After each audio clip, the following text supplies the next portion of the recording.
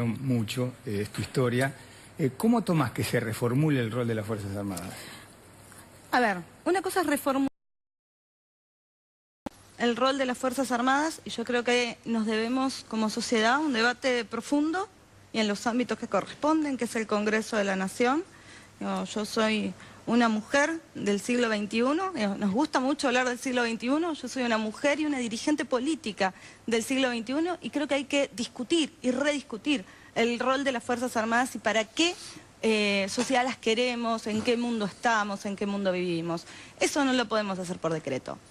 La verdad que es una verdadera vergüenza que por decreto modifiquemos un consenso tan importante como significó para nuestra sociedad, para nuestra incipiente democracia, la Ley de Seguridad Interior y de Defensa Nacional. ¿Qué quiero decir? La Ley de Defensa Nacional claramente establece en su texto, hablamos de la ley, bueno, claramente establece en su texto que son dos conceptos diferentes. ¿Y por qué se usa agresión extranjera de otro Estado? O sea, ¿por qué se usa esta agresión de un Estado extranjero? Porque para evitar interpretaciones, ¿qué podríamos hacer hoy? ¿Qué podrían hacer hoy si ese decreto hubiese estado vigente?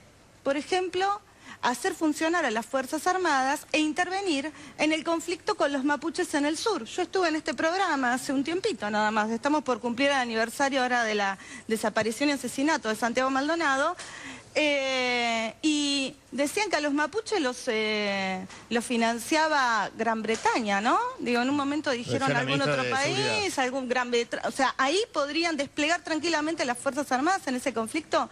Digo, me parece que es poco serio plantear que de esta forma y con un decreto vamos a reemplazar dos leyes y vamos a contradecir a dos leyes que son fundamentales para nuestra democracia. ¿Y todo por qué? Y esto quiero ser muy breve, pero me parece que hay que poner hincapié.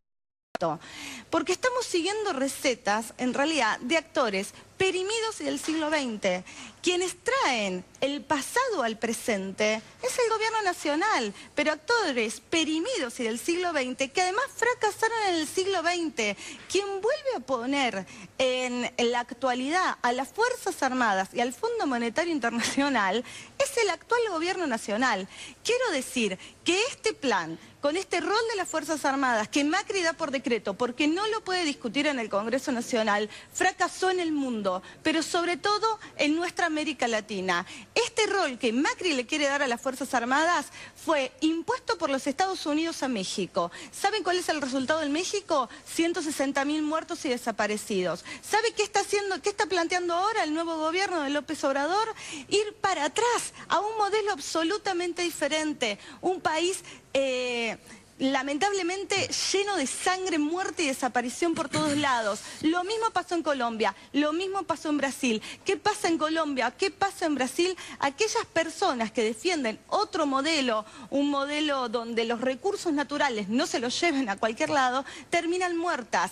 Mariel, el caso de la concejal asesinada en una de las ciudades más importantes del mundo, fue asesinada por esa militarización que está viviendo la ciudad de Brasil.